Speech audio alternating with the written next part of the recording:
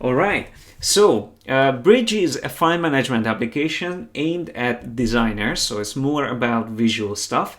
And what I prepared for today are categories of different visual artwork. So, there will be posters, there will be page layouts, even logos.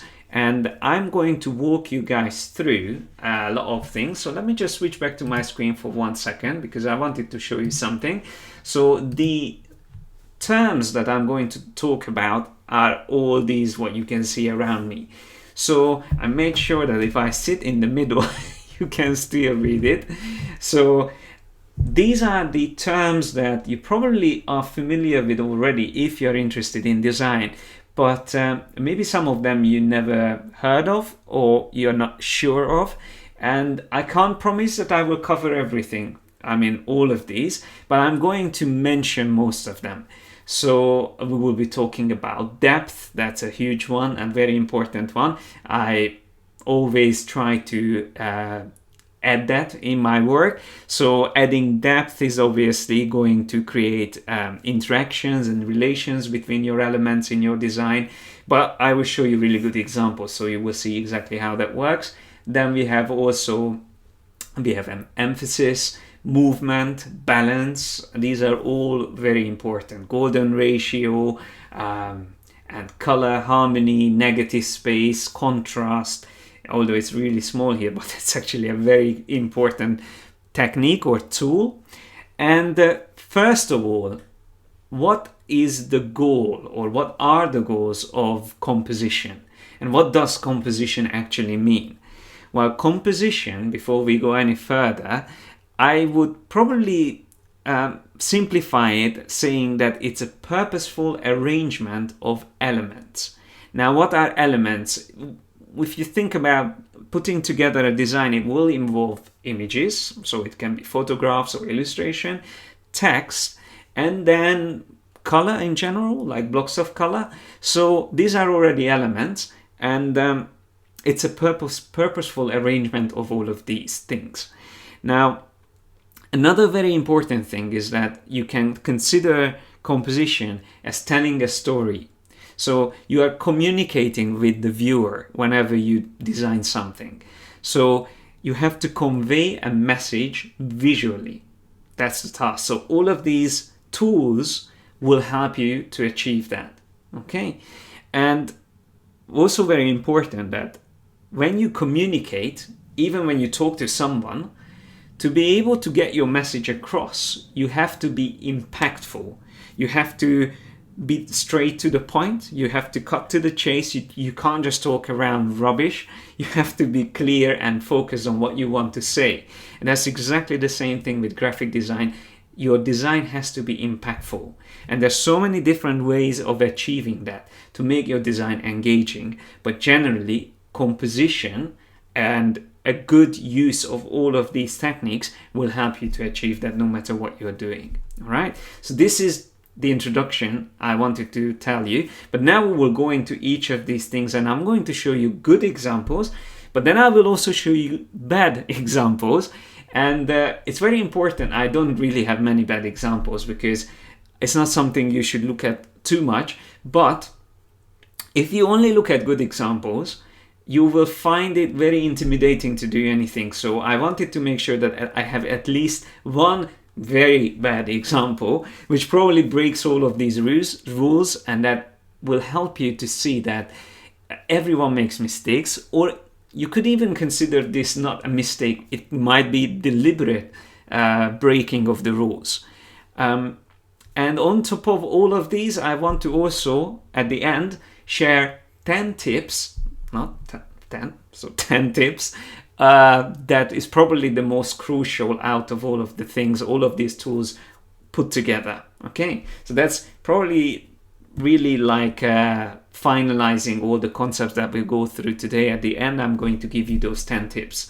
And if you guys heard of Patreon, I'm on Patreon, and on Patreon you can find, let me just close this off, you can find additional resources that I used in these lectures, and I'm going to share a PDF which has all of these things written down.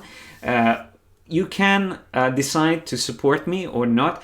I mean, you can write these things down as well, just watching the video. But if you want to get these assets and resources from the live stream, then Patreon is the place where you can support me. And you can find the links underneath if you would like to check that out. I already have my previous streams resources available there.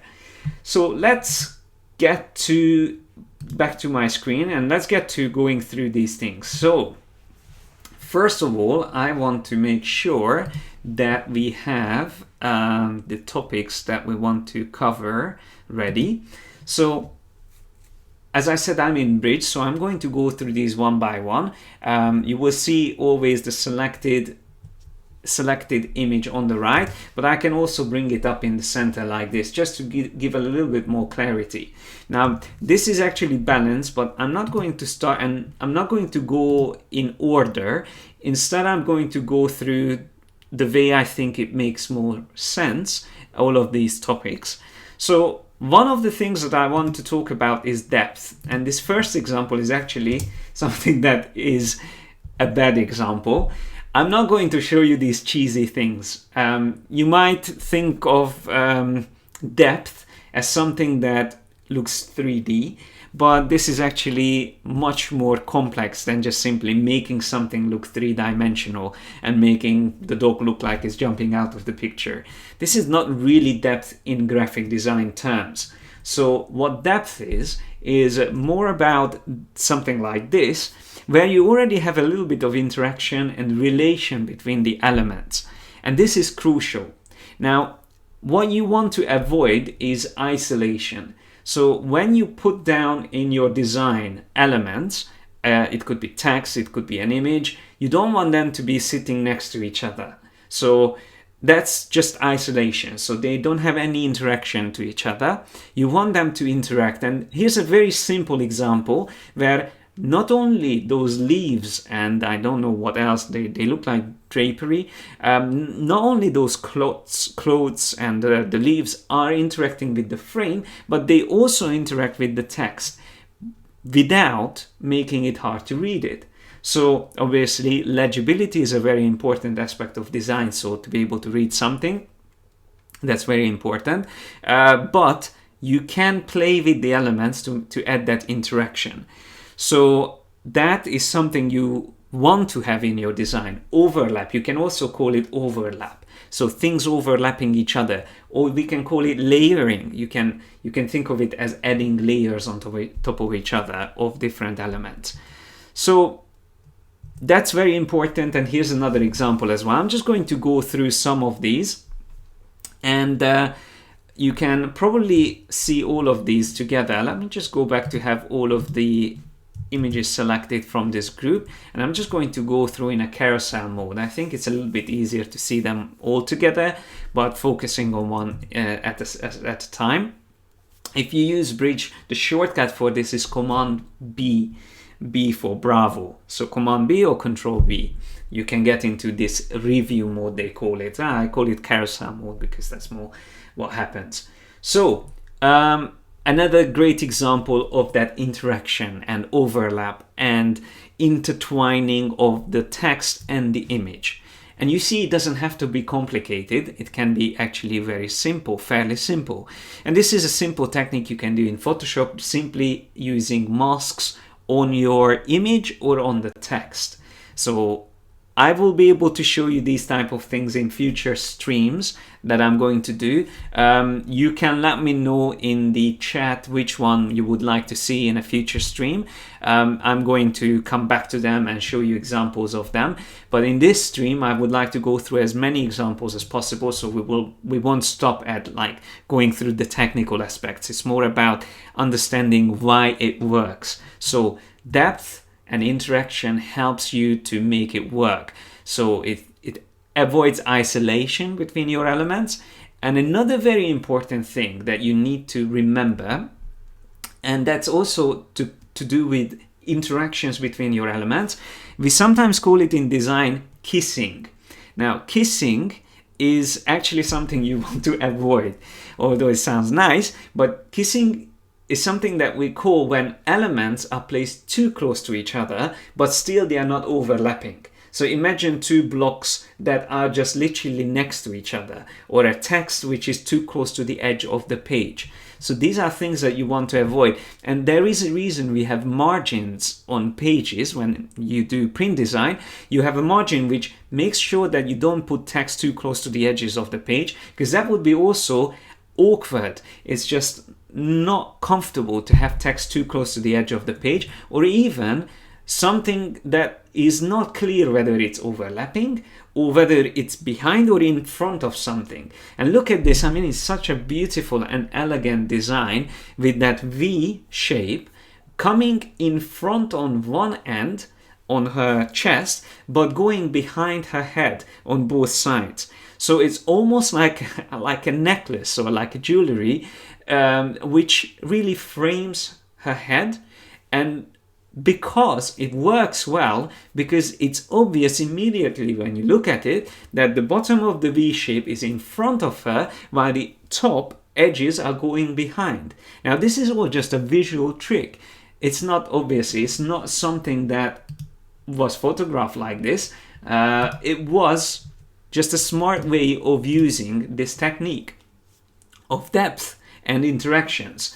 So I hope that makes sense. Let me know if it doesn't make sense, but that's essentially what depth is all about. And I would be able to keep on showing you examples of this. And you see, overlapping elements don't always have to hide completely what's behind.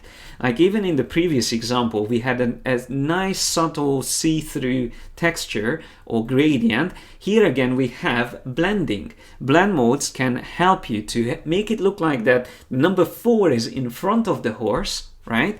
But still we can see the horse. So it's perfectly visible.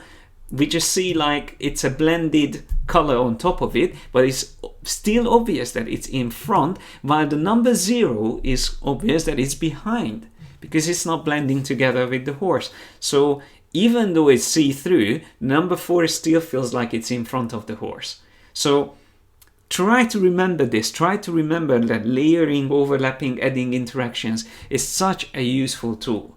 And even with simple cut-out shapes, you can already create an interesting design by creating something where you feel like you have depth. And here, obviously, because it's a paper cutout design here that we see, it's like an illustration but from paper. It has that nice real quality of shadows to it. But again, it's because of that layers or overlapping elements that helps to make this work as a composition. So here's another nice example of just simply using typography and the frame. Again, interlocking of the elements that makes it dynamic and interesting. And also, you might be saying that, all right, but here we have characters that are really close to the edge and they even crop to the edge. Once again, because they crop to the edge, it's fine. The kissing would be if that O on the right side would be perfectly lined up to the edge, but it is not. It's actually clearly cropping and all the edges are cropped. So it is an intentional decision. And the designer who did this is obviously good at what he or she is doing. And that's why, because they are aware of how depth works and the composition in general, they made sure that we have enough cropping on those characters. Here's another really nice example of typography and then a photograph, how it can be used together and again achieve depth and interaction. It's a really, really interesting story, by the way, of Zelda Fitzgerald. There's also a series about her life. I think it is on Amazon Prime. So I highly recommend this story. It's quite amusing. Here's again another typographic design of achieving depth with just simply type. Here we have perspective, so it's actually like almost like a three-dimensional block that was created. There's no overlap here at all, but still it creates an engaging composition. So I still wanted to mention it because sometimes perspective is again something that can help. Like, I mean, my hands look interesting like this, but if I do this, you immediately have foreshortening, or if I point at you, you have a much more interesting composition in the camera, right? Or if I do, I don't know, something like, I don't know, with my hand, something in front of the camera, immediately you'll have a much more dynamic composition within that small frame than if I just put my hands up like that. So it's the same thing. Perspective is also your friend. Good question about the photos, if you can find them later. I am going to share the link to these boards. I have them boards on my Pinterest, or I'm going to put them up on Pinterest. After this, I will have it in a blog post on my site. So check out my site, yesimadesigner.com. I will have an article about what we covered today, and you will find the links there to the boards. All right, so again, another example, and I'm not going to spend too much time now. Now you can see exactly how depth can help for your design. So let's move on to the next topic. I hope this made sense so far. I'm just going to mark this as finished. Number 8, or Control 8, Command 8 by default, would give you the green label in Bridge, and that way I can mark and remember which ones we covered. Now, diagonals are another very interesting thing. And actually, maybe I would start with lines. Let's just start with lines because that's one of the most simplest forms that you can use as an element in your design. But even lines can be a very effective way of creating engaging compositions. So here you have a couple of arrows, but it's not a 3D design, but still, because of that wavy effect that we have on these arrows, you feel like it's a three-dimensional design. So just simple lines can also achieve a lot. Movement, dynamic composition, and just in general also has a nice rhythm to it. So here's another example. It's a quite vintage retro design, but still I think it's such a strong composition of just using the road as a way of directing the viewer's eye, and obviously having the product that it is advertising, the car, in a very, very well placed position. That is probably the golden ratio rule that was applied here, or the rule of thirds. So let me just open this image up for a second and let me talk a bit about these two things. So when you are in Photoshop and when you look at an image, you can use the crop tool, and when the crop tool is selected, here in the options bar you can find a few of these overlay options. Now I'm using Creative Cloud, so Photoshop CC, and I think these are only available in this version, unfortunately. So maybe in CS6 as well, but I'm not 100% sure on that. Can't remember now when they introduced this. But here you can see these compositional techniques or overlays, and the first one is rule of thirds. Now, rule of thirds will show once I start moving this cropped rectangle around, and yes, I was right, they place the card exactly on one of these intersection points. So this here is one of the intersections of the thirds in the image, and that is the most commonly looked at point in the image. So these 4 intersection points are going to be your most important parts of the design. So you have to utilize at least one of them. You can decide which one works with your composition. It doesn't have to be always the top left, although that's the most commonly used one. But depending on your composition, you can decide which one you prefer out of the 4 of these intersection points, and there you should place your focal point. So that's a way of guiding your viewer and helping them to decide where to look first. So this is rule of thirds, but let me show you how this would look with the golden spiral. Now, golden spiral is again, another interesting technique or golden ratio. This originates from the series of numbers called the Fibonacci sequence, and it is a sequence of starting with 0 and then number 1, and then after that each number in the sequence is derived by adding the two previous numbers together. So it would be 0, 1, then 1 again, and then after that it's 2, and then after that it's 3, and so on and so forth. So it's a very interesting sequence, but the key with this sequence is that as the numbers are getting larger, then the ratio between the numbers are getting closer to the golden ratio, which is 1 to 1.618, and that's even sometimes called as the divine proportion.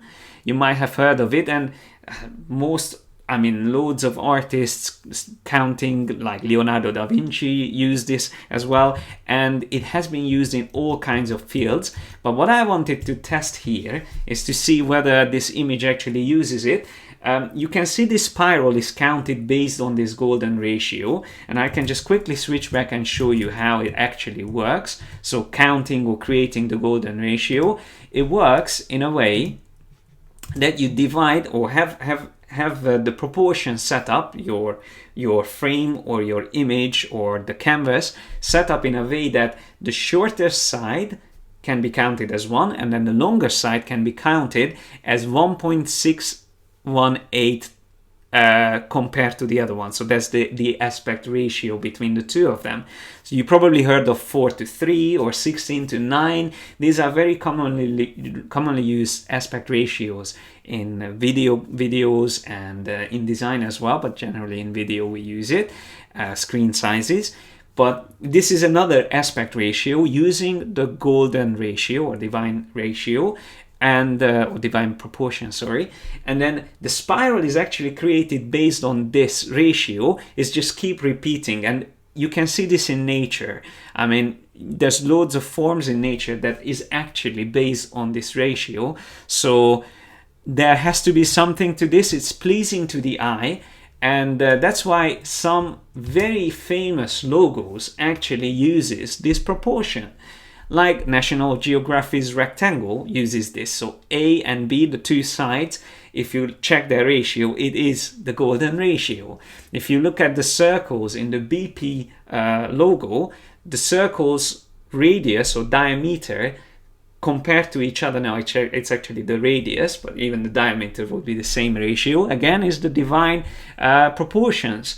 On Apple logos, the byte compared to the leaf, the height of these two elements, which are the standout features of that logo, again uses this proportion. And that it's not just out of luck, it's actually a deliberate decision of these logos. Toyota, Pepsi, and even the iCloud circles, again, are using these ratios. So this is a really, really interesting thing to look into, and I can just show you one more example that if I open this one up in Photoshop, let me just get out of this crop and then it comes up. So by the way, when I use the overlay option, so when I'm in crop, C is the shortcut for cropping in Photoshop, and then to show your overview, show the overlay. Oh, what happened with my mouse? Something is not right. Just 1 second. Yep. It's really funny whenever, don't know if it ever happened with you guys, but these optical mice, whenever a hair gets in the way, they just stop working, they just give up. So sometimes it happens. So what I wanted to show you is that we have the overlay options here. And let's say if I have the golden spiral, if I want to see it, first of all, I have to make sure I click on the image so it comes up, and then Shift O is the shortcut to swap the spiral around until it gets into the position what you would like to see. So there's the spiral, and you can clearly see it in this design that it was, again, a very deliberate setup of having that character aligned with the golden spiral or the golden ratio. Okay, so this is a very good thing that works really well and helps you to decide where you should place your focal point in the design. All right, so let me just move on and go back to where we were. So we started talking about lines, and I just jumped ahead a bit. But coming back to this example, once again, the line of the road really helps to direct the viewer, gives depth as well, because of that little white line in the beginning indicates that the road starts and then it goes down.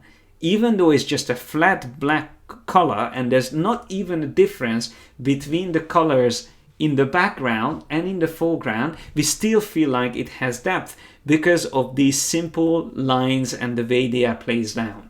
Okay, so it achieves a lot with very minimal elements.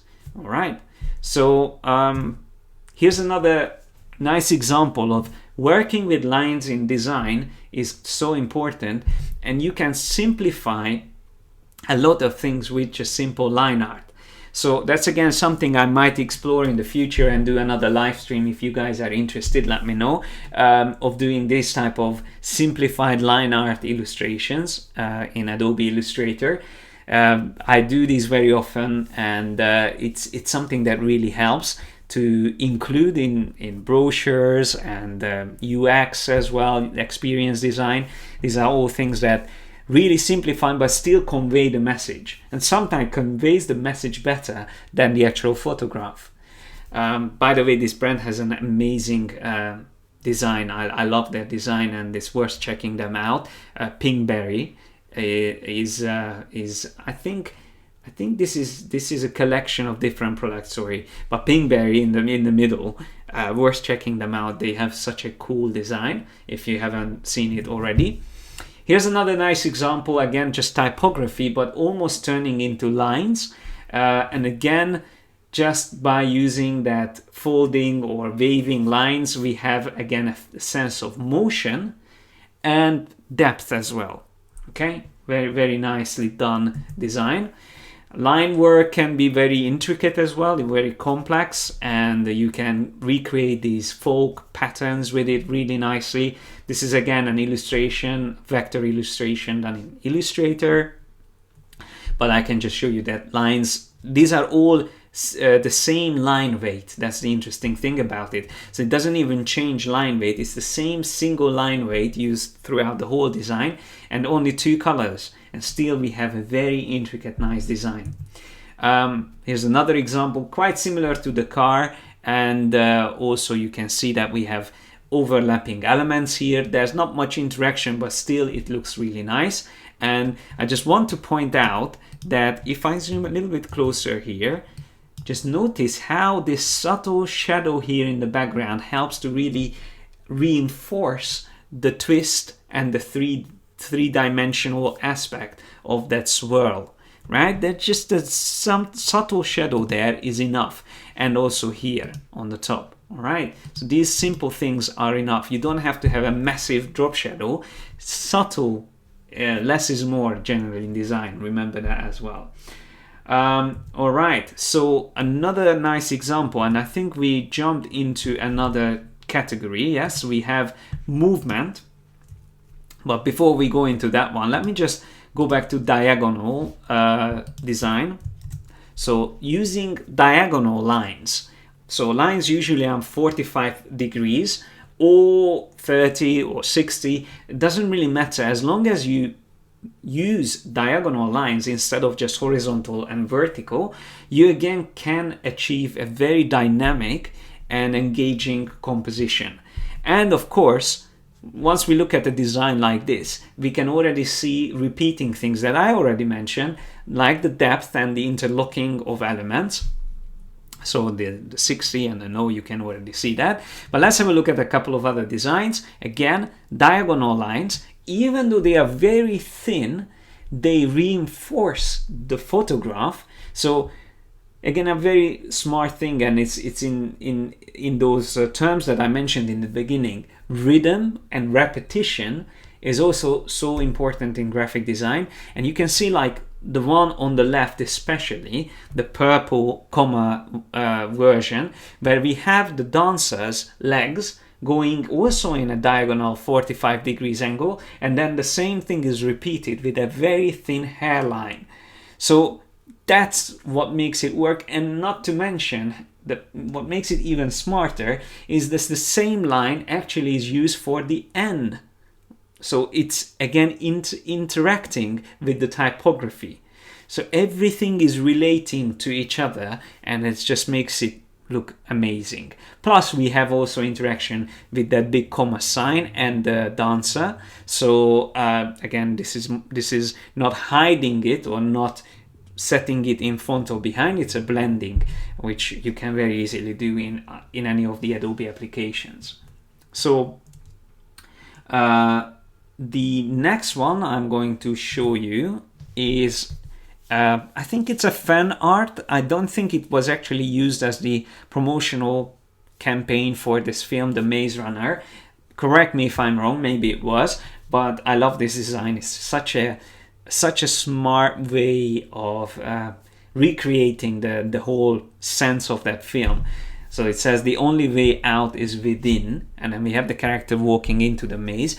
But what makes this really strong is obviously again a lot of different things, a lot of different elements or principles working together, one of which is again the diagonal lines.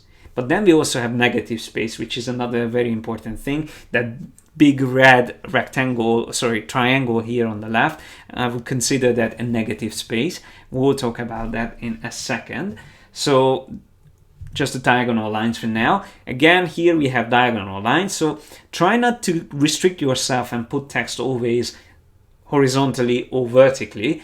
Remember to use diagonal lines. And if you create a nice structure like this is actually a grid system, and grids are also something I'm going to talk about in a second. Here again we have a beautiful interaction of type and an image, a photograph, but once again these are all diagonal. It's not as strong as the previous ones, but still we have that diagonal movement, which makes it more dynamic. All right, here's another nice one. Two diagonal lines creating an amazing dynamic design, and it's actually almost a triangle. We have the tennis player standing like that, and then you have the two lines like that. So if you connect these together, it's a triangle, and triangle is a very strong geometric shape. It doesn't have to be visible as a triangle, but if you compose your image in a triangular composition, it can again be very strong and dynamic and impactful. Okay, so let me go to the next one. Again, diagonal lines. Here we also have repetition again, so we have a pattern, but having this pattern on top of the text still doesn't make it difficult to read it, because we see through these lines. So again, it's blending, so don't feel intimidated to put things over text as long as it's still legible. All right, so or readable. So you have to make sure you bear that in mind, and just remember to be a little bit braver of doing things like this, because it is an amazing composition. I love how fresh it looks and how dynamic it looks.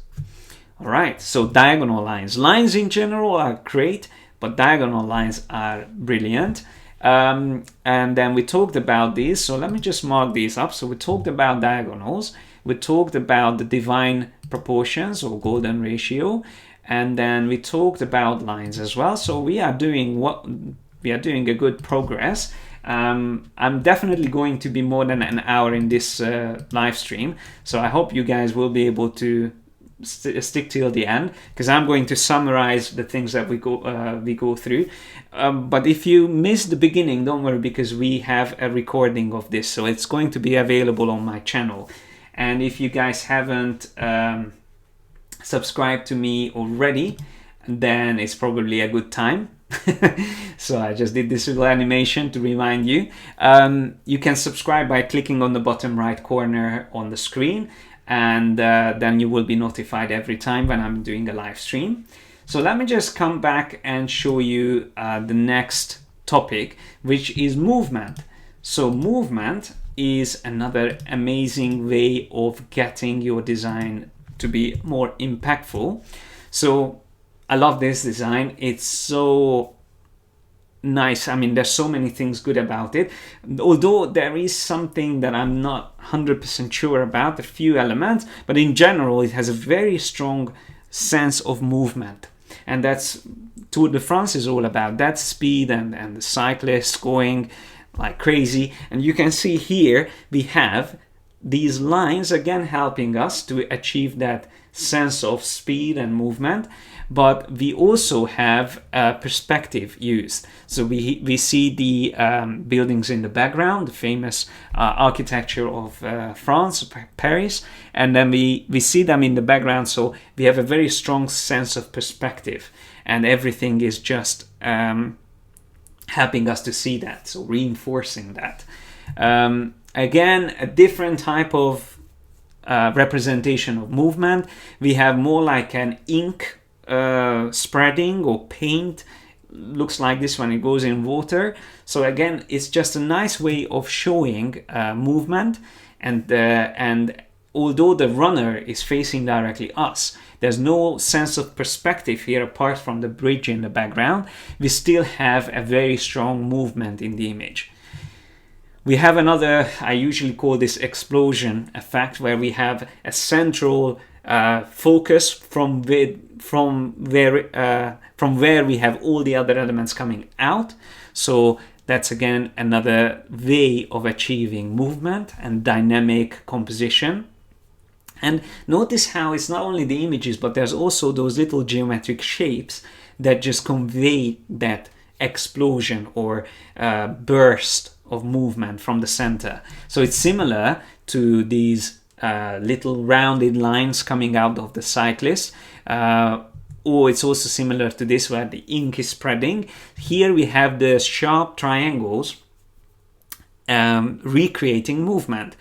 If you think about movement, it's the simplest example is when you have a comic book and you see, let's say, someone running. They would have little lines around their arms just to show that they are running. It's exactly the same thing, but there's so many different ways in graphic design that you can represent that. And another really smart way of doing that, again, another cycling example, is just simply using the same exact photograph overlaid in different color or even the same color. Just make sure that one of them is the most dominant one, which has the highest contrast. So black is obviously the highest contrast. There's the center figure.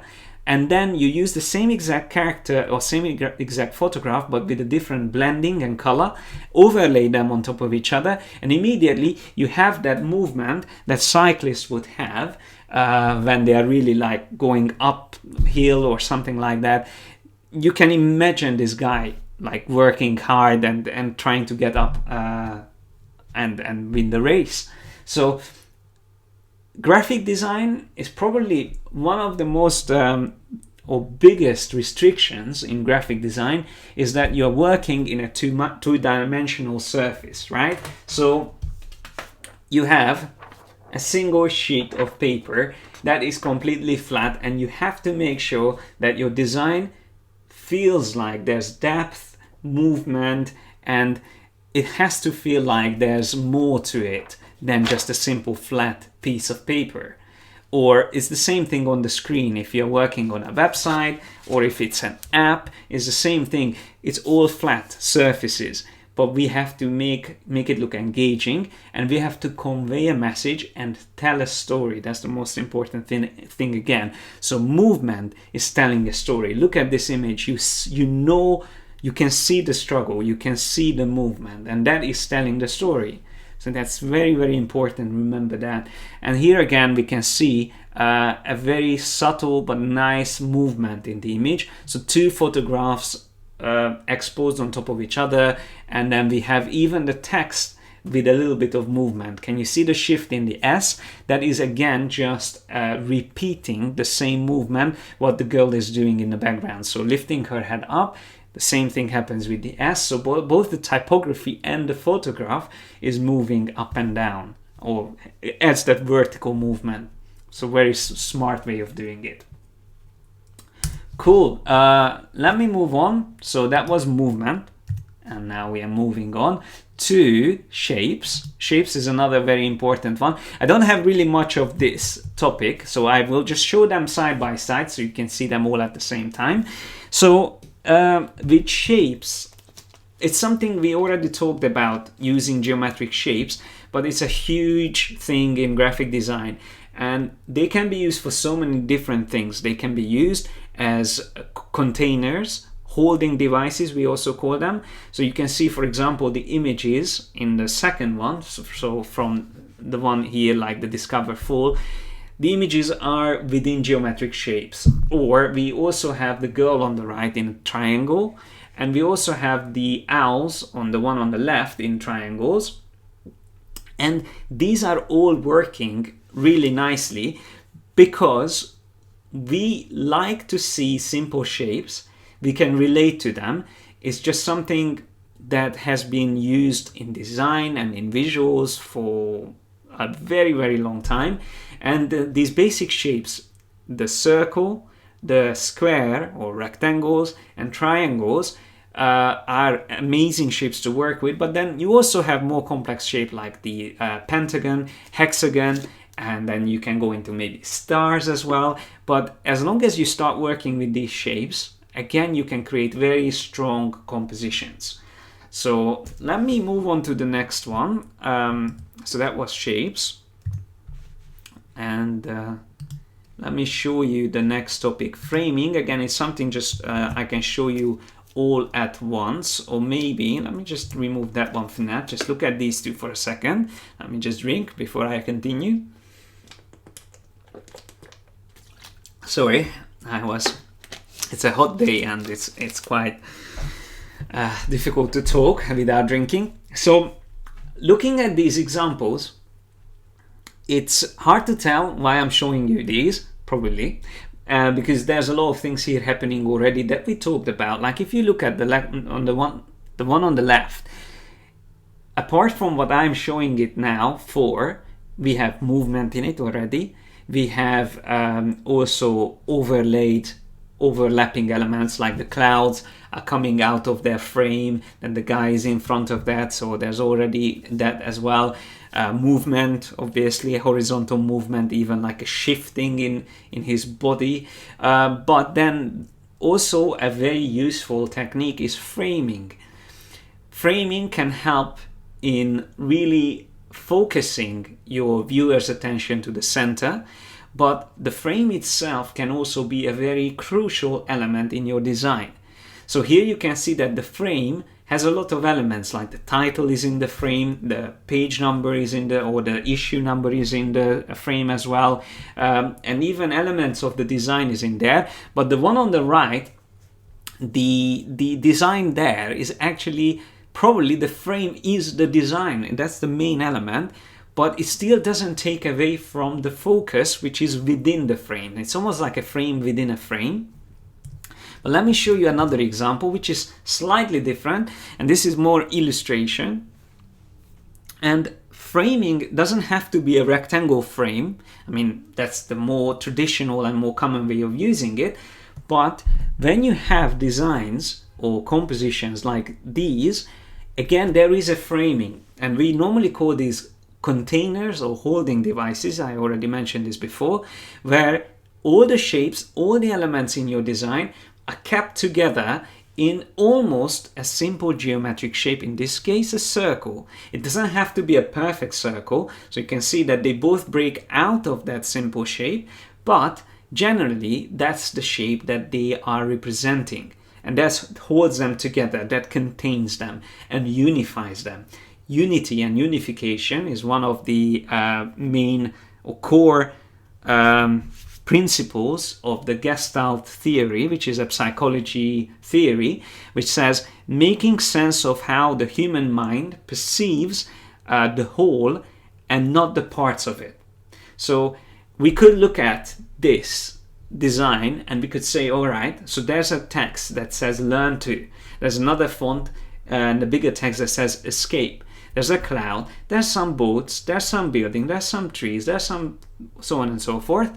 But because they are kept in this unifying shape of a circle, it looks like a unified composition. So the whole is more important than the sum of its parts.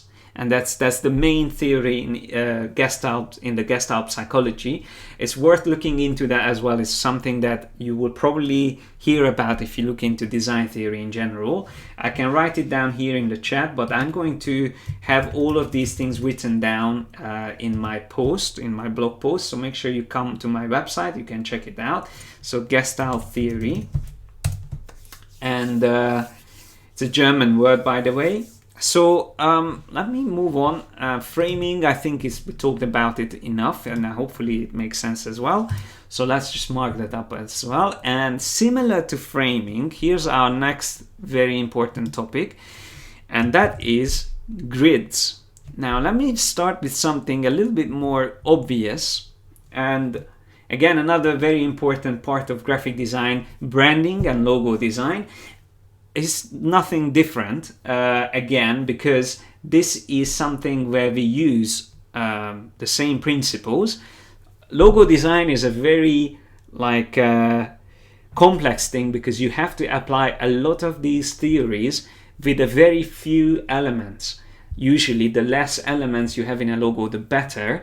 And normally what we do is we count, depending on how many elements you used, you have to have at least half of the amount of those elements being a separate meaning that is conveying a message or that is representing what the logo or the brand is about.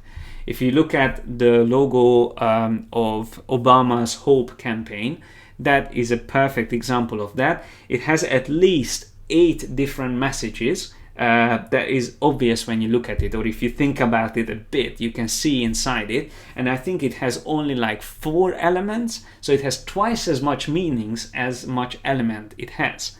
And there's a term for it used like this ratio. I don't want to go into it because it's another big topic. Again, something we can talk about in the future. But what I'm mentioning here is the grid system. Using a structured grid for aligning your elements is something that is very crucial in design as well. It's not something you have to use all the time, but it's again a tool, it's a technique that can make a composition work. So it gives it a structure, it's almost like you can think of it as a spine. A grid system will make your design look sharp. It just makes it look like it's really planned and it's all working together.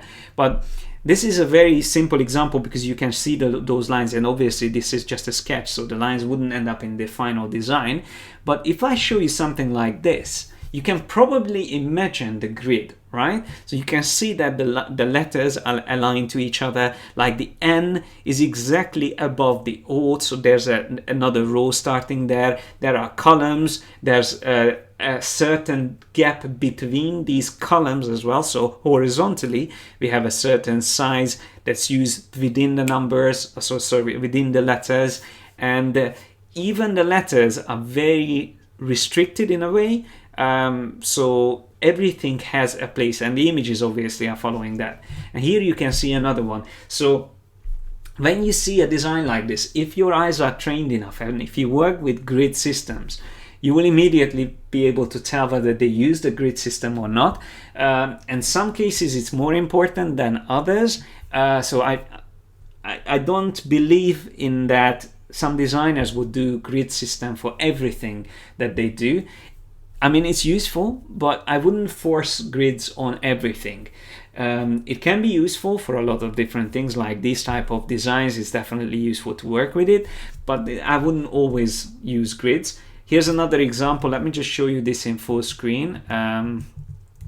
Might show a little bit more. This is actually a website. So you can see I'm trying to show you different different areas of design. So we already seen illustration, we've seen print design, we've seen branding. Now we are seeing web and UX in general. Here we have an obvious grid system. All right, so we have columns, we have rows, and here it's very obvious that this is using a grid system, but again, it works because it's all unified and it has a rhythm or repetition.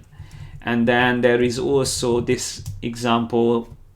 I love the colors in this one. It's such a nice color theme, but also we can see the grid for the typography. So again, it's not obvious if you haven't used grids before, but you can probably tell still that there is something that structured the text in here.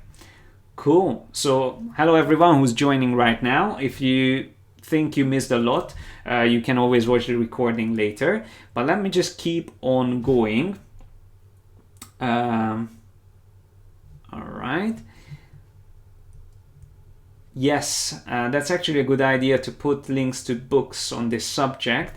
I'm going to probably again put that on my blog because I haven't prepared them. But if you guys go on yesimadesigner.com, I'm going to publish a post about this topic, and I'm going to recommend the books I read and I found very useful on these topics. So that's a very good point again, Herbert. Thank you very much for mentioning that.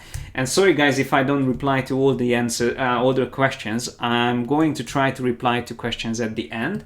So we are getting close to the end, and I was actually planning to also, we have a few more topics. These are not as dense as the previous ones.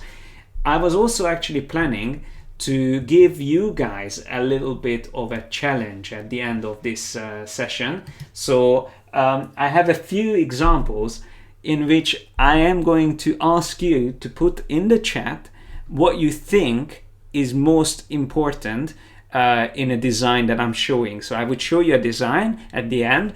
We go through a few of them, and I'm going to ask in the chat. You guys will be able to add your comments and saying out of the things that we talked about, or maybe even things that I didn't mention, what's most relevant to that example that I'm showing. So it's just going to be a little bit of a test of the things that we covered at the end. But let me just go through quickly these few things that I collected here, the ones that are left. So let me show you silhouette, which is another very important technique. Using the silhouette, again, we are going back into illustration. And if you guys never seen this series that was used for the British Academy Film Awards in 2016, you should definitely check it out. Unfortunately, I can't remember his name, but he is also from Hungary, where I'm from originally, and he's an amazing artist and illustrator, and he did this series for this award show, and all these awarded or nominated films he recreated in his illustration style, which is this silhouette, which already shows us a very important element or motif from the film. In this case, it's the bear, obviously. But then within that silhouette, we have another scene. So it's like an image within an image. So that's another amazing technique, and you can see it working in different ways. This is another illustrator's work. And then also, you probably seen these type of movie posters where we have, again, what is this, guys? What would we call, in this case, Darth Vader's head? It's a silhouette, but it's also could be considered, let's see if you guys remembered, I used two terms for this. What can hold together things, and I helped a little bit there. There was two terms I used when something, I mean, there's loads of elements together, but something still keeps them together, unified. Let's see if you guys remember that term. Bounding box, yes, similar. You can call it bounding box as well. Let's see others what you remember. Bounding box, container, well done, Deepak. That's one of them. And there was another one. Clipping mask is more like a technical way of doing it. Yes, framing, yes, that's good as well. Or holding device. Holding device, container, framing, all these apply. So well done. And now we can also call it a silhouette.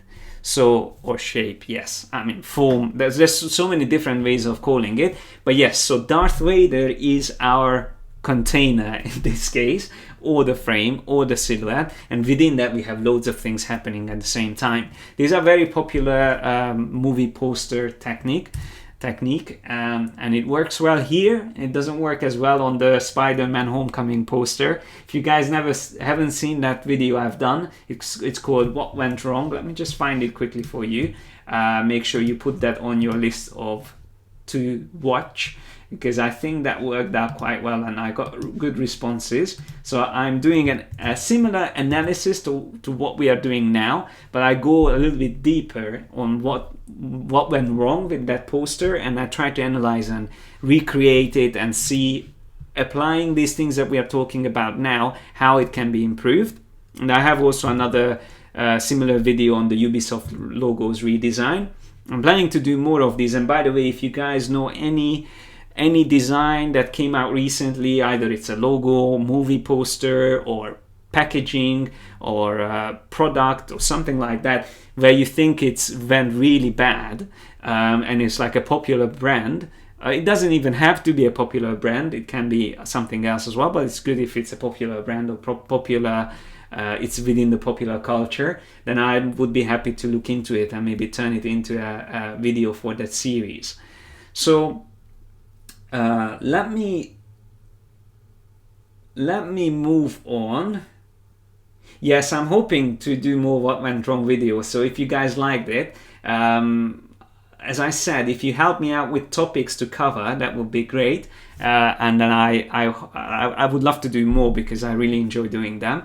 At the moment, I just didn't have time to look into and search for topics to cover. I was thinking of doing the Skype logo and typeface that they ended up using for the redesign, but I haven't had time to cover it. And it's not really bad, so it's not a perfect example. Here's another very quick one: symbolism or symbols. Sometimes you can just refer to something. You don't actually have to show it, and it doesn't have to be illustration. It can be even a photograph. And you can see here, obviously, whoever is into music, especially jazz, would immediately see the piano, the keyboard, on this black socks on the radiator. So that's symbolism or symbol. And the same thing here, used with fingers. Such a brilliant way of representing a piano and music in general. And then here we have one of my favorite designers, Ole Moss, who was working as the main creative director for this game called Firewatch. Really cool game as well, but mainly I love the graphic design for its promotion and the designs used within the game. He's amazing. I mean, he's a master of his craft, and all the things that I'm talking about, he obviously uses to like perfection in his designs. And cool, I can see some of you played the game. So yeah, you can see a lot of things here that we talked about already. But one of the things the reasons I'm showing it is, again, because we have the tree in the middle, and it's just coming from the shapes of the mountains and the rocks in the front, but we have the tree there, and it's just a symbol of the outdoors, the great outdoors and discovery, the wild.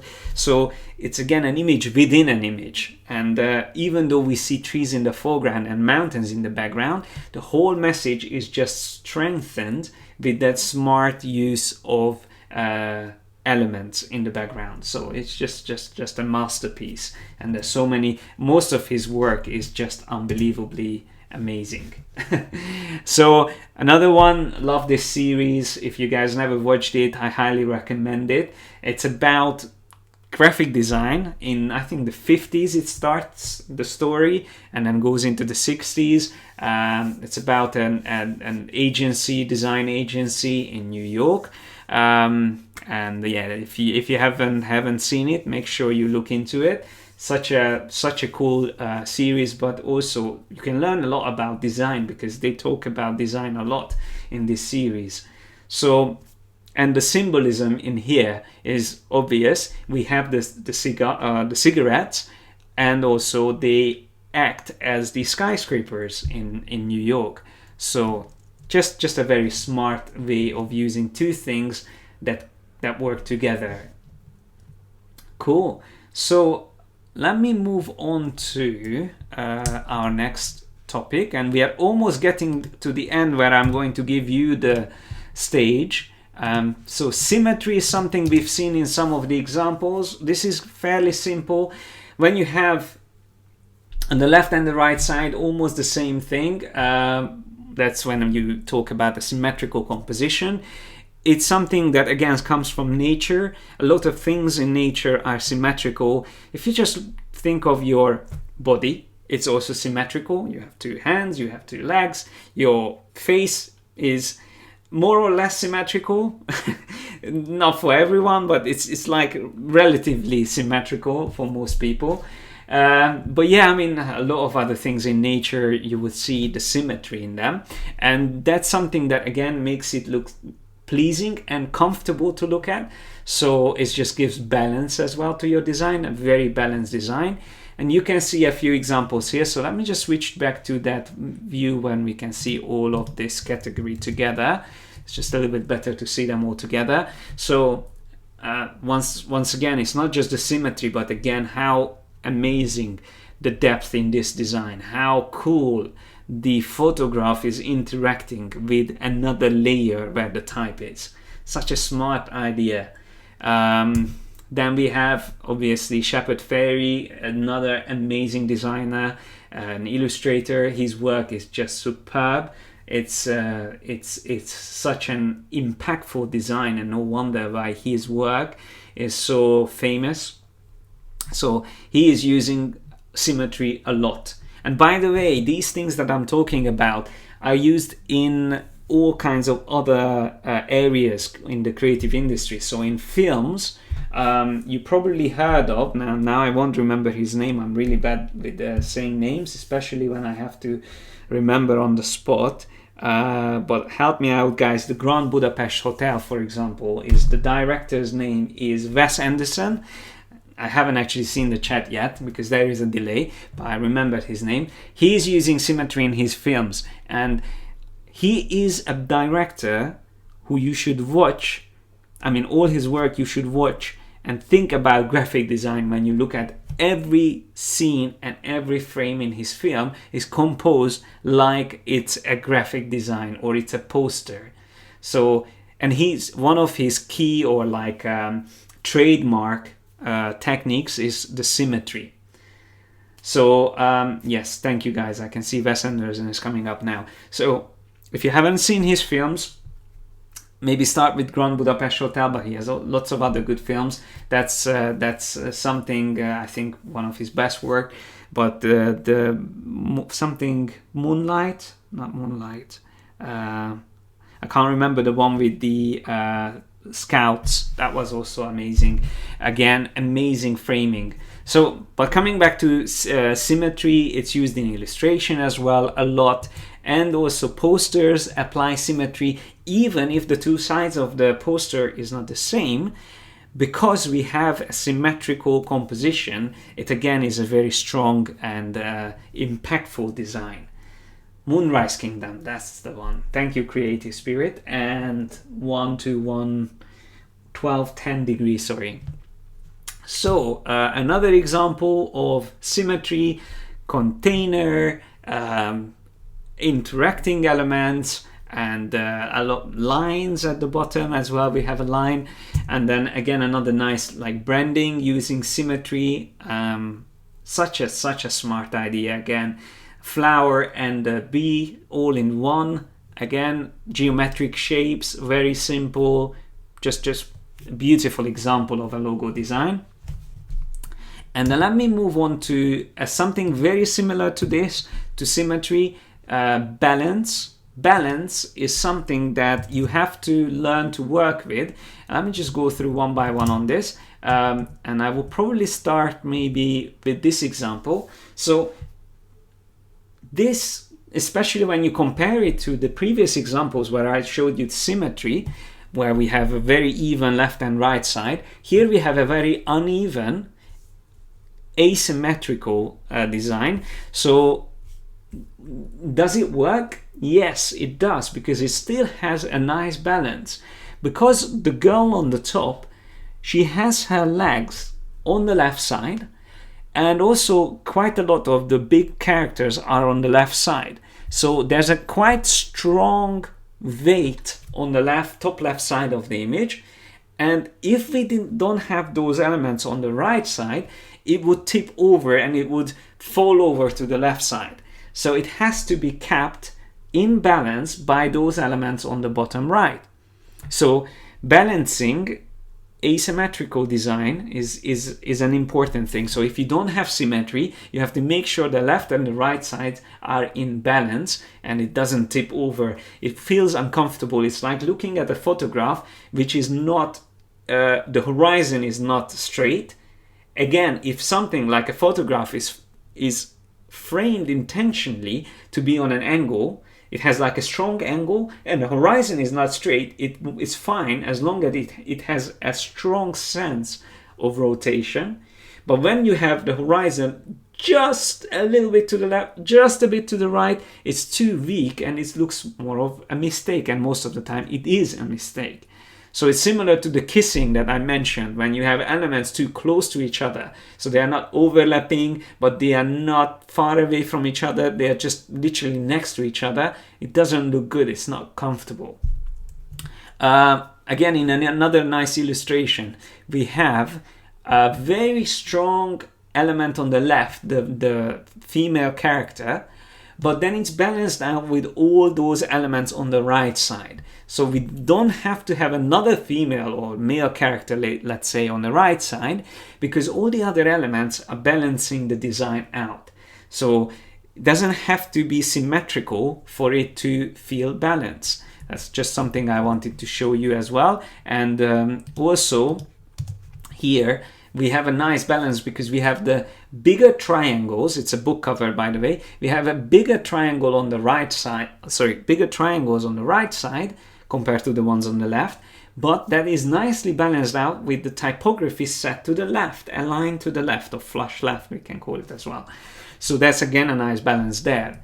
And then last but not least, page layout as well. When you look at page layout, if it's a trifold brochure like this one, I would normally look at it and consider balance on the whole spread. So opening up the brochure will give us a visual overview, and that's where I would look at whether it's balanced or not. So I wouldn't necessarily look individual folds, I would look at the whole thing together. And again, you can see that we have a really nice balance here. Although these elements are very different in size and shape and color, they still create a nice balanced composition.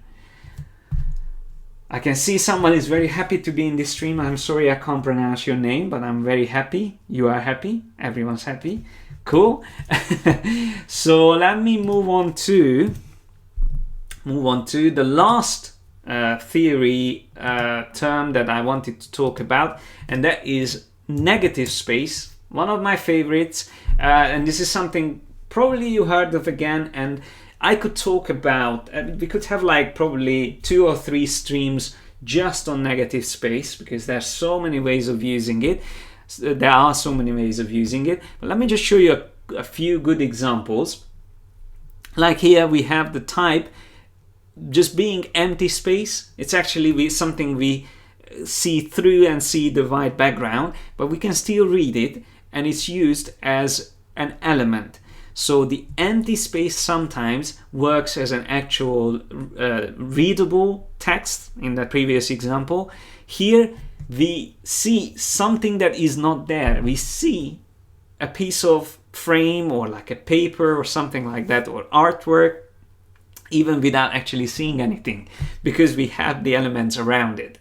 And this is again unification, or creating unity. So all the elements together, summarizing together, creates something that is not even there.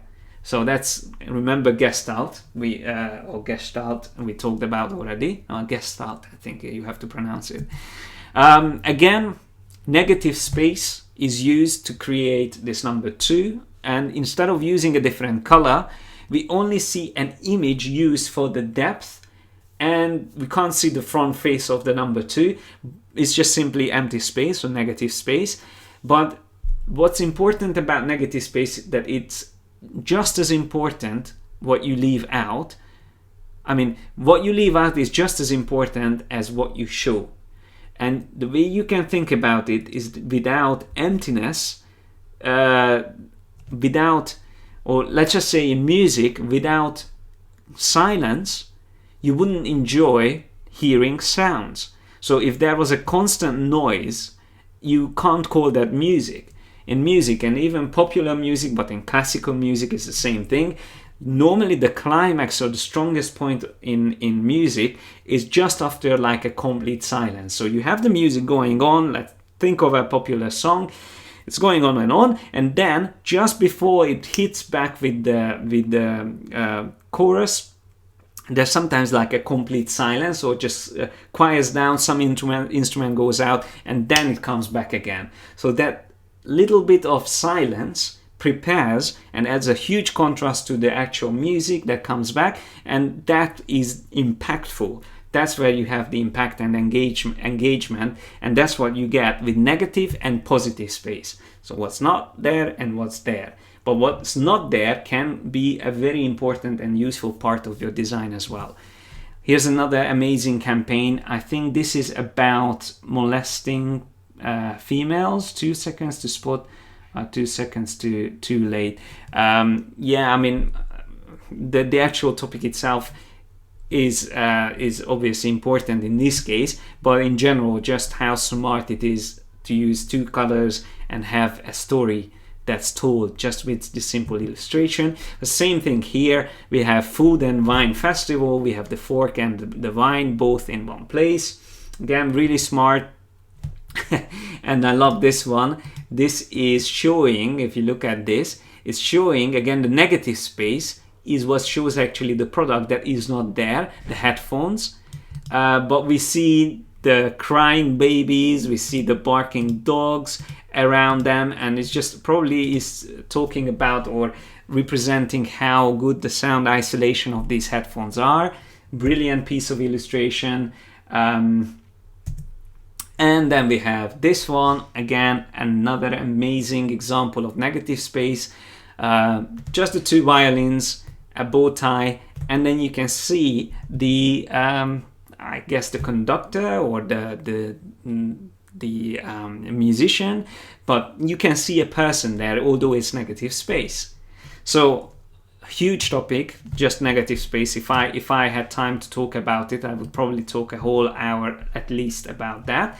But let me do a little bit of test with you guys. So before we wrap up and we finish this stream, let me show you a few examples. And what I would like to see in the chat is you guys telling me what makes these design work well. So out of those things that we talked about, give me a few that you can spot in these designs. So let me start with something simple or fairly simple. So let's see this one.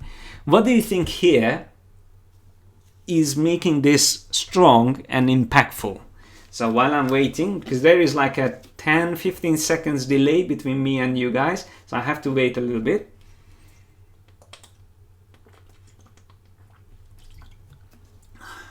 Lines, well done.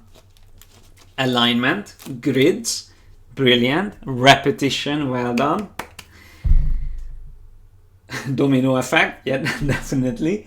Geometric shapes, cool. You guys are awesome. You really listened to what I said. And movement, well done. That's what I was waiting for as well.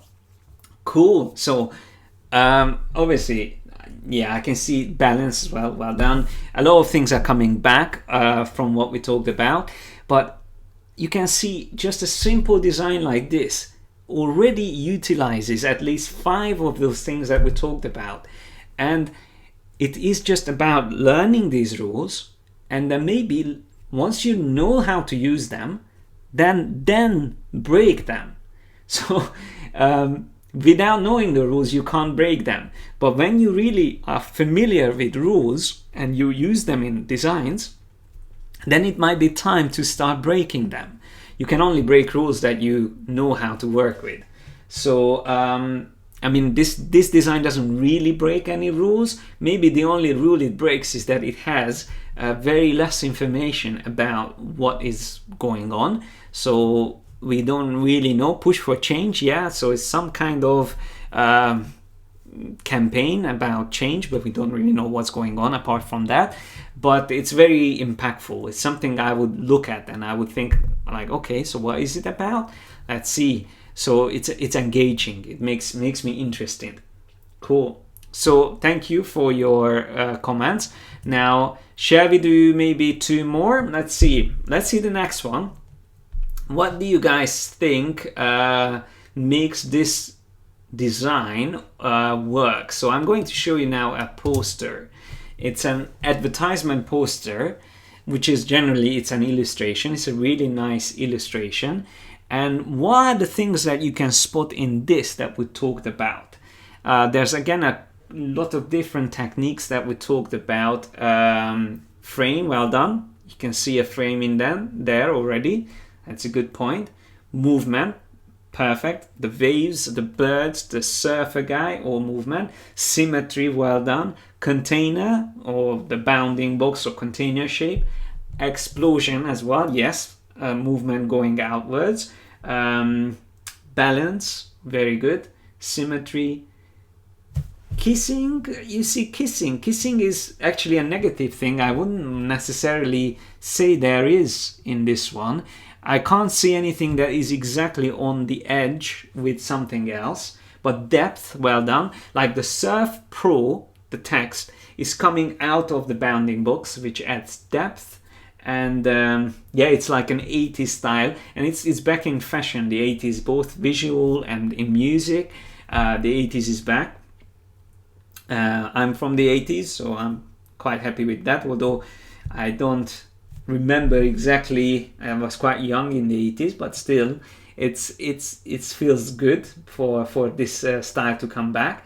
And yeah, so I can see a lot of the things that I wanted to ask you. Golden ratio, yes, well done. The surfer is on the golden ratio, maybe even the sun is in there. So these are good points. So let me move on and show you one more.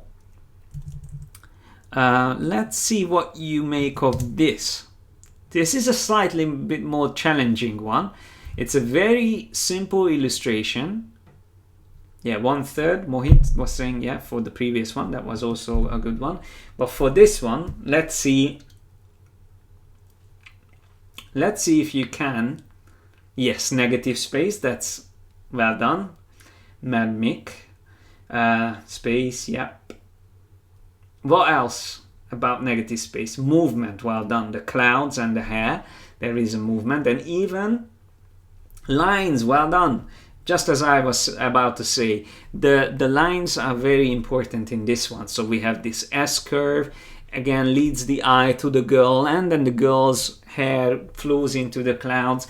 Beautiful, beautiful design, and the colors are amazing as well. Focal point in the rule of thirds. Yes, the girl, it's probably more, I'm not 100% sure if it's on the third, but it's definitely not at center, which is good. Yes, cool. So let me show you maybe one more. I'm going to show you also a spread or 2 spreads. They are quite similar, so I mean it's the same story continuing. So let's see what you can make of this one. The king of tools and the knives.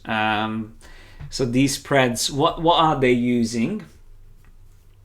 I think the ones that use grid. Yeah, I think that applies to this already. Text and graphics. Yeah, well, those are the elements used in it. But grid is definitely visible in here. Balance and space, yeah, negative space. Alignment, overlap. Does it overlap? Yes, you are right. The shadow overlaps with the text, so there is some overlap in there as well. Contrast, yeah. Contrast is actually something I didn't talk much about, but that's again such a big topic. I would probably dedicate another stream on that. Framing, yeah, that's also very good. Cool lines, negative space, brilliant. All right, guys. So I would be able to test you a little bit more, but I just wanted to finish off with something that will burn your eyes out. I'm not intentionally, I don't want to hurt you, but just wanted to show you a bad design. After seeing so many great designs, it's good to sometimes see something really bad, and I don't want to mean any harm to whoever designed this. I hope whoever designed this is not here on this stream right now or won't be watching it. If you are watching it, all I have to say to you is this is a good start, but this is something that really needs improvement. So whoever designed this will have to spend time learning about design in general and all about the things that we mentioned. Probably even after just watching this stream, hopefully whoever designed this will be able to do a better job, just simply applying a few of those techniques that we went through. So yes, less is more, and so on. I mean, chaos sometimes is good in design, but not this type of chaos. I can see some of you saying beautiful. Yeah, I mean, sometimes it's actually really, I like looking at examples like this and really analyze it, because you can learn a lot. Sometimes you can learn more from these examples than from nice examples. So I will leave you guys with just this image while I'm going to explain. Can I leave this for so long on the screen? Probably I shouldn't, because you will remember this and you will start creating designs like this. So let me just go back and maybe have a few of these nice designs on my screen. Maybe go back to, I don't know which one was a good topic. Maybe the grids. You can see these examples on my screen, or I can even better. Let me just show you on all of these images. Just going to open up all of them, and I'm going to show them all as small elements or small thumbnails. So if I turn these off and then get them all up. All right, so you don't see maybe all of them, but most of them are now on the screen that we talked about. So to wrap up and to finalize, we went a little bit over the time limit that I would normally do. It's already 90 minutes I've been talking for. Hopefully I didn't bore you guys to death. But to finalize, what I said in the beginning is that composition is all about conveying the message visually and creating an impact, and you have to tell a story. And composition is all about the purposeful arrangement of elements. So these are the things that all of these methods that I showed you, depth, balance, grids, lines, and all that we talked about, helps you to achieve. And here are my 10 tips or best practices that you need to keep in mind. And as I said, I'm going to share these on my blog. So if you visit my blog tonight or tomorrow, I'm going to post this stream, the recorded version, and I'm going to add the PDF which you can download and which will have some recommended books to read about design, and also I will have the links to the boards of all of these examples that I showed here. Plus I will have these 10 tips, but let me walk you through the 10. So first, number one, you have to learn the rules to be able to break them. So I hope that makes sense. Without understanding the rules and applying them first, you won't be able to break them. But once you know them, you can break them, as long as it is intentional and as long as you understand why you are doing that. Second, overlap or depth, interactions and relations between elements are crucial. We talked about that. What you need to avoid is isolation or kissing where the edges are touching. Number 3, simplification, trying to avoid clutter. All right. Remember that example, the ones we don't want to see, the one we don't want to see. So less is more, or simplification, avoiding clutter. Every element you place in your design has to have a reason. That's what it means. So take away everything that doesn't actually convey the message. All right? Just use whatever is necessary. Number 4, add movement or drama and guide your viewer's eyes. Remember the car with the line, or remember the cyclist, and so many other good examples here would be perfect to explain that, or the dancers, or the tennis player. There's so many good ones where we have movement and that helps us to go through the image and guides the viewer's eye. Number 5, be clear about your focal points. So you want to make sure that you don't add too much things going on in the design. You have 1 or 2 very important parts in the design where the viewer can first focus on. Those are your focal points, and those are the most important information that you want to convey. Yes, so that was number 5. Number 6 is contrast. So you need to use contrast, whether it's light and dark, or thick and thin, or small and large. Contrasting details are always useful, and that I didn't really talk about much because it's such a big topic. I might talk about it in a separate stream, but remember, contrast is key in creating engaging designs. I think number 7 comes now, is hierarchy. That's something that helps the viewers to navigate through the design. So hierarchy is something that you can achieve again with color, with scale, and even if you just think about typography, you would have a title, you would have heading, you will have the body copy, and each of these will change in size and color to navigate through and help viewers see exactly where to go, from where to start and to where to go. So hierarchy, same thing, even if it's not type. In general, the same thing you can apply to design.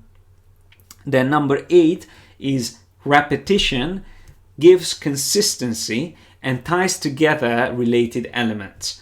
So repetition or consistency is very important. It's either if it's just a color that you keep using in a design, or it's a typeface, repetition of something reassures the design and makes it more elegant, makes it more well thought out. Number 9, negative space is just as important as the positive space. We talked about this already, and we saw a couple of really good examples in the stream. And number 10, the last one, choose your colors wisely and sparingly. They can convey your message, or if they can also break your whole design if you do a bad selection of colors. So colors, obviously, and color harmony is something we can also talk about, and that's again a huge other topic which I'm planning to discuss on this channel. So if you guys haven't already subscribed to me, now probably would be a good time to do so. So let me just remind you of not this one, sorry.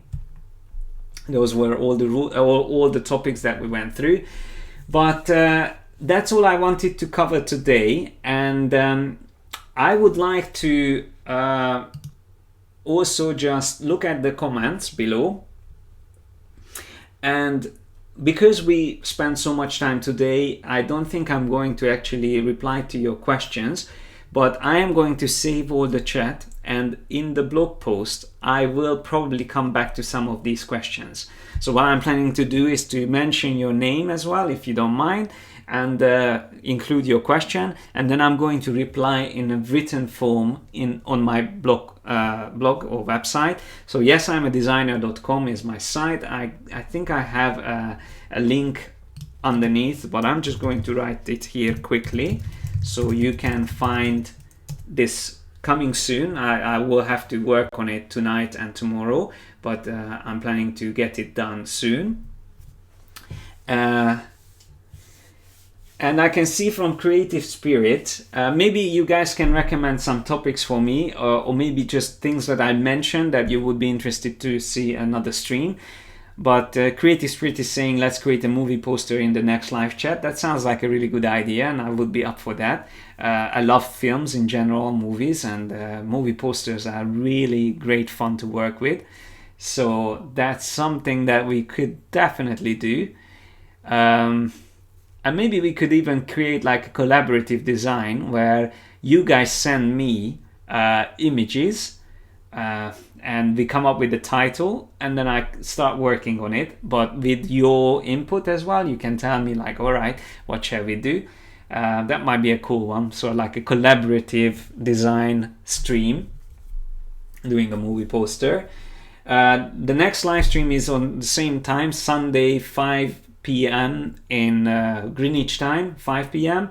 So every Sunday I'm doing these. There will be unfortunately a little break because I will be on holiday soon, but next Sunday is still happening. And there might actually be another stream in between, maybe on Wednesday or Thursday. I'm not 100% sure, but if you subscribe to my channel, you will get notified about it. And also follow me on Facebook and Twitter, and maybe Instagram as well. You can find the channel there, because I'm going to always post whenever I'm planning a new stream.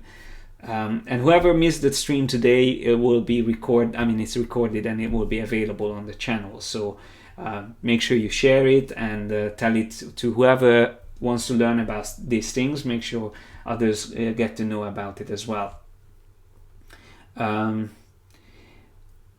Francis is saying, yeah, my courses are on Skillshare and Udemy. Thank you so much for mentioning that. If you guys are not on Udemy or Skillshare, I actually would prefer if you check out my courses on my own site, courses.yesimadesigner.com. I have more courses on my own site than on these other sites, and I'm actually planning in the future to only have courses on my own site. So I have a lot of people buying the courses directly from me, and I would prefer, if you guys want to pay for a course, it's better for me and it supports me more if you get it directly from me. So courses.yesimadesigner.com. No problem, Francis. I mean, it's good that you mentioned it. I'm going to play this at the end, but I'm just going to show quickly that the courses that I have currently are big ones like the Illustrator, Photoshop masterclasses, but I have loads of other specific ones. Yeah, so if you want to learn more from me, you can also check out my courses. And I actually have a subscription model, so you can pay monthly and you can get access to all of my courses, which is probably similar to what you would get on Skillshare, but Skillshare doesn't have all my courses. It actually has only a few of my courses. Cool. So, all right, yes, and design contest. Sandeep, well done for mentioning that. That's again something I wanted to talk about just very briefly. I have a Slack group created for Yes, I'm a Designer. It's let me just show you on my screen. So you guys might have heard of Slack before, but this is something I'm using for my subscribers, but unfortunately I can't use it with YouTube subscribers. This is only for subscribers on my site. So whoever is on my site subscribing to my courses are invited to join into this Slack group, which is like a communication portal on which, and we just started this very recently, but I am doing monthly challenges, or we are starting to do monthly challenges on this Slack group, and there's loads of different ways of collaborating as well. I'm actually even planning in the future to have my students learning from my courses working directly with me on real life design projects. So I'm getting a lot of projects from all around the world, and sometimes I just don't have time to work on all of them. So I work with other designers, but what I'm planning to do is to get all the students learning from my courses involved in these projects. So if you are interested, again, I recommend to check out my courses site. If you can afford to be a monthly subscriber, you will be able to take part in this like group where we collaborate and where we do monthly challenges. Cool. All right. I'm not sure what Discord is, but it's probably like Slack. I mean, there's Basecamp, there's so many different applications, but Slack I quite like. I use it for my own work as well. Yeah, I mean, there's so many different applications that can be used for this. All right, so I think that's all. Once again, if you haven't subscribed to my channel, make sure you do. If you haven't checked out my courses, make sure you do. And it's free to create an account on my site, so courses.yesimadesigner.com, and you can create an account for free, and I have 3 courses completely for free. If you create your account, you will see which ones those are, and they are also very useful. Actually, one of them, the ultimate guide on how to become a designer, is talking about very similar things what we talked about today, but a little bit even deeper. It goes deeper into some of the subjects or topics. So, as I said, even though I didn't really reply to many of your comments in the chat, I'm going to save everything you said and I'm going to read through it properly, and I will try to reply to as much as possible in the blog post that I'm going to release about this stream.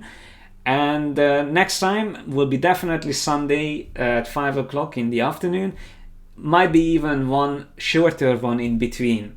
So I have a friend, we are planning to do a similar stream about composition, but we will be talking about framing in films. He's a cinematographer, and we will compare, like have a discussion like what we did with Lena about the pattern design. I would have Bobby, my friend, talking about composition in film, and I would show example of how that is used in graphic design. So that might be one happening during the week, but I will schedule it so you will see it on my YouTube channel. So keep coming back to my YouTube channel and you will see and know exactly when it happens. Cool. Yes, I'm from Hungary originally. I live in the UK, the south coast of England, called Bournemouth. It's a beautiful place, especially if you are into nature.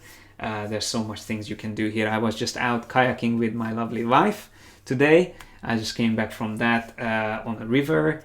But we were just testing out our new inflatable kayak, and we are planning to go to the sea next time, which will be a bit more challenging and more adventurous, but hopefully everything will be fine. Madmick, you've been to Bournemouth, brilliant. And I can see some of you guys are really far from here, like Uganda, but I'm so glad that I can connect to you through YouTube. So I'm really grateful for this, and I'm glad you guys like this and you think that it's a useful stream. I can see some of you are saying that this is the best live stream. I'm very happy to see that, so it's great. Cool. So thank you guys again for joining me, and thank you so much for every support you give me, and I'm going to make sure in the future I will share useful techniques and tips, and I might do similar streams where I'm going to analyze designs. I might do one specifically on bad designs just to see how we can improve them.